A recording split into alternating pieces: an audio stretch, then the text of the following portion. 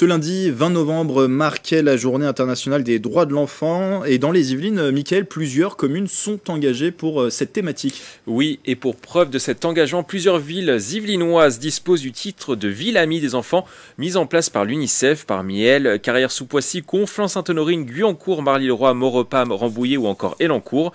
Après, avec près de 300 collectivités engagées sur le mandat 2020-2026, le réseau accompagne les collectivités locales pour promouvoir les droits de l'enfant.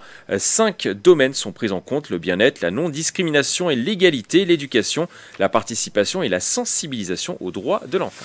Une alerte maintenant, l'Agence régionale de santé d'Île-de-France recommande de ne pas consommer les œufs des poulaillers domestiques. Oui, et cela en raison d'un niveau élevé de contamination des œufs par différents polluants dangereux pour la santé. D'après une étude de l'ARS en Île-de-France, 90% des œufs analysés seraient non conformes. Des contaminations sont liées à la présence dans le sol de polluants organiques persistants. Les œufs sont des marqueurs très révélateurs de la pollution de l'environnement et en particulier des sols. Les recommandations de l'ARS concernent 410 villes en Île-de-France. Dans les Yvelines, plusieurs communes sont touchées. C'est notamment le cas de Poissy, Mantes-la-Jolie ou encore Versailles. Prudence donc pour les consommateurs. Direction maintenant Rambouillet où les habitants vont pouvoir très prochainement avoir un nouveau cinéma. Depuis 2019, les Ramboulitains n'ont plus de cinéma dans leur commune depuis la destruction du Vox. Si un projet de construction était prévu après la pandémie en 2021, il avait finalement été abandonné au grand désarroi des habitants.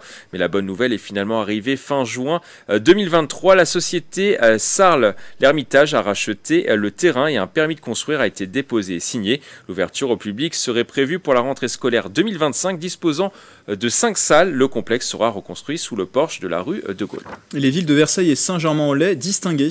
Le site villederev.fr a rendu son classement des villes où il fait bon vivre. Dans la catégorie des villes moyennes, on retrouve Versailles en 2e position et Saint-Germain-en-Laye en 5e position. Parmi les nombreux critères pris en compte pour établir ce classement, la qualité de vie, le patrimoine ou encore l'accès à la nature et à la santé. Et on termine avec une information insolite, Mickaël. Oui, une information insolite et une image qui l'est tout autant. Une courge, tenez-vous bien Grégory, d'1,20 m pour 44 kg a été récoltée dans les Yvelines. À l'origine, ce sont des graines de courge musquée napolitaine provenant d'un voyage en Italie qui ont été plantées dans la serre municipale d'Aulnay-sur-Mauldre. Vous vous en doutez, personne ne s'attendait à un tel résultat. Thierry Auchard, le conseiller municipal de la commune en charge de l'environnement et responsable de la serre, a suggéré de faire avec cette courge une grande soupe pour le marché de Noël. Les habitants pourraient donc aussi en profiter de cette impressionnante récolte. Image pour terminer Très ces actualités du jour. Merci beaucoup Mickaël, et comme d'habitude, si vous aussi près de chez vous, vous êtes témoin d'une actualité qui vous fait réagir dans les Yvelines, n'hésitez pas à la partager sur les réseaux sociaux